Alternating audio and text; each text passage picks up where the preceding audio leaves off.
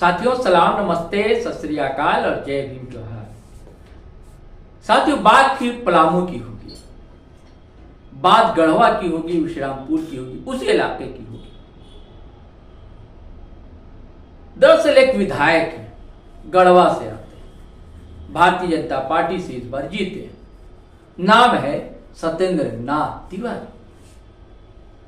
और इससे पहले वहां से विधायक थे जेएमएम से मिथिलेश ठाकुर। नाम से जाहिर है एक ब्राह्मण समाज से आते हैं और एक ठाकुर समाज से आते हैं। मिथिलेश ठाकुर हेमंत सोरेन पार्ट 1 में मंत्री भी थे। इस बार बदकिस्मती से चुनाव चूक गए, जीतना नहीं जीत सके और बुरी तरह सत्येंद्र तिवारी के हाथों मात खा गए।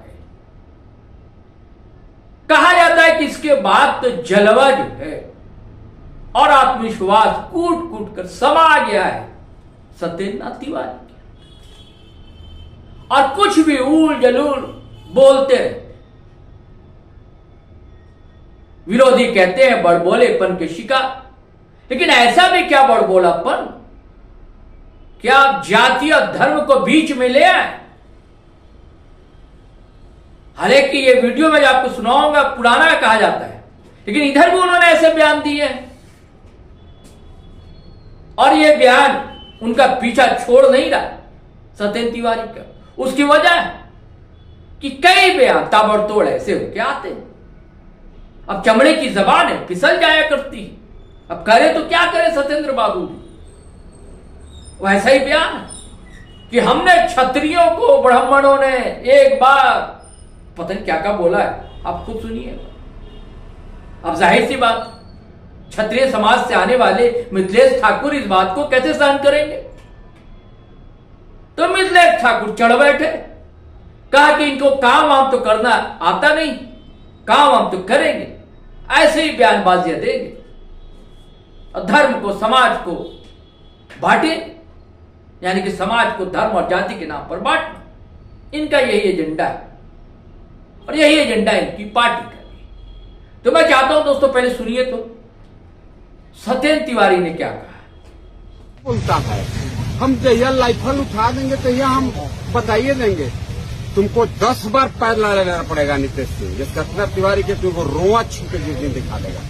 आपको मालूम है, मैं जाति से ब्राह्मण 21 बार क्षत्रियों का नाश किया है ब्राह्मण परशुराम जी ने। उन क्षत्रियों का नाश किया जो दुर्दांत थे, अपराधी थे। और अब सुनिए मिथिलेश ठाकुर ने कैसा मुंहतोड़ जवाब उनका दिया है।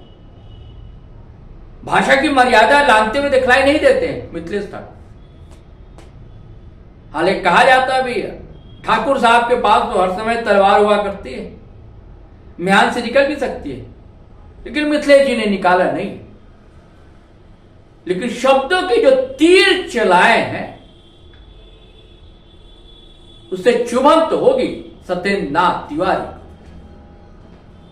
हालांकि इसके बाद सत्येंद्र नाथ ने क्या कहा वो भी हम आपको सुनवाएंगे, लेकिन सुन लीजिए मिथिलेश ठाकुर ने क्या कहा। शर्मिंदगी महसूस होती है कि जिस तरह की घटिया राजनीति, गिरी हुई राजनीति यहाँ के जो निकम्मे विधायक हैं, जिनको जनता से के हित से कोई लेना देना नहीं है, विकास से कोई लेना देना नहीं है, जहां इनको दिखता है कि इनकी जेब भरेगी, ये वहां तुरंत पहुंच जाते हैं।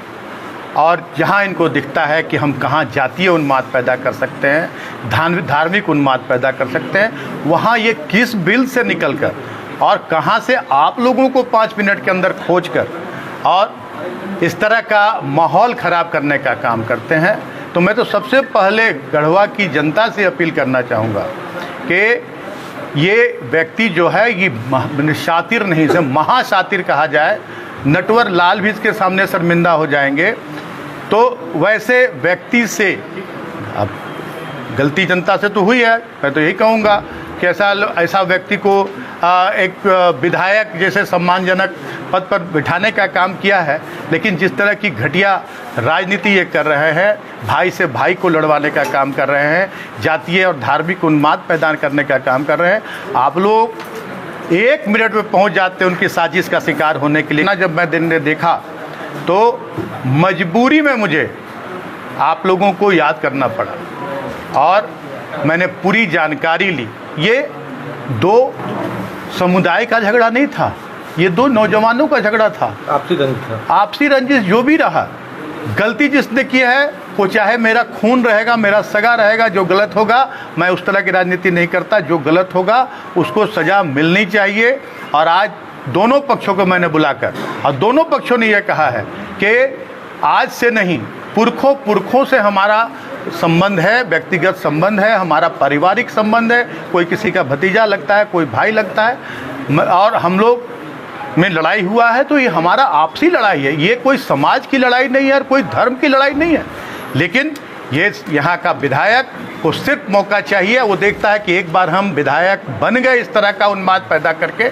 आज आप लोगों को पूछना चाहिए उस विधायक से या जनता से भी पूछना चाहिए कि इस बार डुमरिया में 2024 में जो घटना घटी डुमरिया में, वहाँ मूर्ति विसर्जन की घटना, इस बार कहाँ दुर्गा पूजा हुआ और कहाँ विसर्जन हुआ, इसके बारे में उनसे ज़रूर पूछना चाहिए।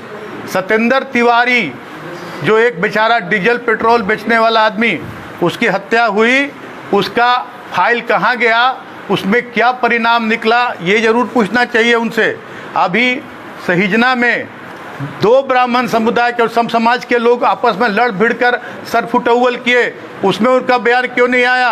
अभी करकोमा में 2 गोतिया लोग मिलकर मारपीट किए, सर फुटौल किए और दोनों हाजत में बंद थे, उस समय क्यों नहीं झांकने गए, देखने गए? हाँ, अपना जो उसका रिलेशन वाला भगना जो लगता है, जिसको भगना किसका बेटा होता है मालूम है, उसकी माँ बहन करने का पूरा वायरल हुआ, वीडियो से लेकर सब चीज़ वायरल हुआ। हाँ, उस समय समाज के लोग कहाँ थे और हिंदू और मुस्लिम कहाँ थे, ये पूछना चाहिए। ये व्यक्ति बहुत शातिर है, इसको जनता से कोई लेना देना नहीं है। ये सिर्फ भावनाओं से खिलवाड़ करता है और भावना में लोग बहकर इसके साजिश का शिकार होते हैं। मैं पूरे गढ़वा की जनता से अपील करना चाहूँगा कि हमेशा जो गढ़वा एक मिसाल है आपसी भाईचारे की, सामाजिक सौहार्द की, सामाजिक समरसता की, सांप्रदायिक सौहार्द की, इसको हमेशा कायम रखें। और जो लोग माहौल बिगाड़ने का काम करते हैं उन लोगों से दूर रहें और वैसे लोगों का बहिष्कार करें। और 2 व्यक्तियों की लड़ाई को कभी भी धार्मिक और सामाजिक रंग न दें और उस झांसे में ना आए। जिस तरह से वीडियो वायरल करके, जिस तरह से इन लोगों की नीति रहती है कि हम फूट डालो राज करो की नीति अपनाएं, तो इससे लोगों को सावधान रहना है और अपने इस निकम्मे विधायक से लोगों को सवाल करना चाहिए कि अब 2 साल पूरा होने जा रहा है, 2 साल में जनता के लिए क्या किया। ये 2 लोगों की लड़ाई है और आपने देखा कि दोनों ने कहा कि हमारा संबंध बहुत पुराना संबंध है, हम लोगों में झगड़ा हुआ, लड़ाई हुआ और हम लोगों ने अभी हाथ मिला लिया। हमारे जिसने मारपीट किया और उसने माफ़ी मांग ली। और मैंने भी कड़े शब्दों में कहा है कि मेरा कोई खून भी अपना खून भी अगर गलत रास्ते पर रहेगा तो मैं उसका समर्थन नहीं करने वाला हूं। मैंने कहा है कि जिसको भी इस तरह का आचरण करे वो पार्टी छोड़कर इस तरह के आचरण में शामिल। विधायक जी इस मामले में राजनीतिक रंग दिया है इसमें, ये तो अभी लोकतंत्र के चौथे स्तंभ हैं। हाँ, घटना घटी और तुरंत बिल से निकले विधायक और तुरंत 5 मिनट के अंदर मीडिया पहुंच गया और मीडिया के लोगों को कि भाई नाम बोलो मिथिलेश ठाकुर, मिथिलेश। तो सोते जगते इसको सपना आता है मिथिलेश ठाकुर का। मिथिलेश ठाकुर के नाम से कहते हैं ना कि चिहूक के उड़ जाते हैं। तो अभी उस रोते जागते हर मामले में जो भी आपराधिक मामला हो आप ही का नाम, तो वही कहते हैं कि उसको एक डर समाया हुआ है। वो देख रहा है कि हम जनता को ठग कर एक बार विधायक बन गए। और मिथिलेश ठाकुर जन जन के साथ है, हर वर्ग के, हर धर्म, हर जाति, हर संप्रदाय, हर समुदाय के साथ मिथिलेश ठाकुर दिन रात खड़ा रहता है। हर लोगों की समस्याओं का, ना किसी का जाति पूछता है ना धर्म पूछता है, सारी समस्याओं का समाधान करता है। और वो भी मीडिया को दिखाकर नहीं। मेरे पास जितनी समस्याएं आती होंगी उसका 5% भी उस विधायक के पास नहीं जाता है आज के दिन में भी।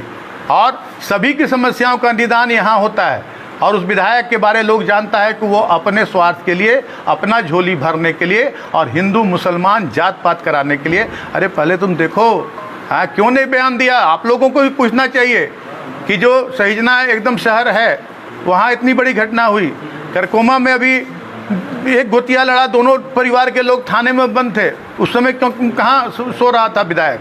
और जैसे देखता है कि कहीं कोई धार्मिक उन्माद पैदा करना है, तुरंत मीडिया के सामने बयान देना, समाज को पूरी तरह से समाज को जोड़ देना। ये दो लोगों की लड़ाई, दो लोगों में गलतफहमी हुई, जो भी हुआ, और इसका जड़ क्या है, इसका मूल क्या है, ये भी देखने की ज़रूरत है। इसका जड़ है जो लोग ज़मीन माफिया हैं, और ज़मीन माफियाओं को पूरी तरह से, हमारे समय में ज़मीन माफिया लोग पूरी तरह से चंदा करके बड़ा बड़ा रकम इसको चुनाव में चंदा दिया इसको विधायक को, और आज वो लोग वसूली में दिन रात लगा हुआ है। और विधायक को भी डर है कि कहीं हमारी पोल ना खोल दे। तो सारा खेल के पीछे ज़मीन माफियाओं का हाथ है, और ज़मीन माफिया ही सारी, ये लोग तो मोहरे हैं, लोग को मोहरा बना के इस तरह का काम किया जा रहा है। मैं पुलिस प्रशासन से भी मैंने कहा है कि जड़ तक जाए, और जो जड़ है उसको समाप्त करें, और ज़मीन माफियाओं से इस गढ़वा को मुक्त कराने का काम करें, चंगुल से मुक्त कर। मैंने एसपी को भी कहा है कि जो सूची मांगी गई है राज्य के पुलिस मुखिया के द्वारा ज़मीन माफियाओं की, उन सूची में कोई भी वैसे बड़े माफिया का नाम नहीं, जिसको कोई नहीं जानता, वैसे लोगों का नाम भेजा गया है। मैंने डीआईजी को भी कहा है, आईजी को भी कहा है कि जो वास्तव में जो दूसरों को सामने करके, और वास्तव में जो चेहरा नकाबपोश चेहरा है, जो असली चेहरा है, उस चेहरा को उजागर करना है, और वैसे लोगों का नाम, और वैसे लोगों को जिला बदर करने की कार्रवाई की जाए, और वैसे लोगों को जेल के अंदर डालने की। मानते हैं गढ़वा में जमीन माफिया हावी है? निश्चित रूप से जमीन माफिया, और सारे के पीछे सारे का अगर कोई पोषक है, अगर एक भी कोई साबित कर देगा जिस दिन कि कोई भी इस तरह के माफिया तत्वों को अगर मिथिलेश ठाकुर का संरक्षण प्राप्त होगा, जिस दिन साबित कर देगा, उस दिन मैं राजनीति से संन्यास ले लूँगा। सारे के पीछे अगर कोई एक व्यक्ति है, पूरे जमीन की माफियागिरी हो, या बालू का अवैध कारोबार हो, या अवैध वसूली हो ठेकेदार से, इंजीनियरों से, हर तरह का। आज तो मैं कहता हूँ कि आज दबी जुबान, और बहुत जल्दी ये सामने आ जाएगा कि लखना की जो घटना है, आज उनके ही लोग कहते हैं कि 2 मुस्लिम को 1-1 लाख रुपया दिया था सत्येंद्र तिवारी, और उन्हीं लोग को कहा था कि मूर्ति जाएगा उधर रोकना है तुम लोगों को। और ये भी आज न कल पूरी जनता के सामने जग जाहिर होगा। ठीक है। तो साथियों, आपने मिथिलेश ठाकुर को सुना। अब जब पत्रकार साथी पहुंचे फिर सत्येंद्र तिवारी के पास, तो फिर क्या बोले ये भी सुन लीजिए। मैं उस पर मिथिलेश पर ज्यादा नहीं जाऊंगा, वो तो बेचारा बाहर का आदमी है, जिसका गांव का ठिकाना है, ना नाम का ठिकाना है, ना बाप का ठिकाना है, न कभी कहता है क्या कहता है, हमको उस पर नहीं जाना है। तो चलिए साथियों, आपने सुना, दोनों की बातें सुनी। ये बातें बतंगड़ होती जा रही,